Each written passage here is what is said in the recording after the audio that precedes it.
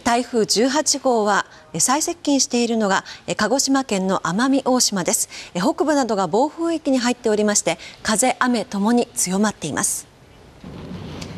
鹿児島県内では現在、奄美大島の北部と喜界島が暴風域に入っており、喜界島では午前6時32分、最大瞬間風速39.1メートルを観測しています。この台風の影響で午前8時現在、奄美市や瀬戸内町、喜界町などで7400世帯が停電しています。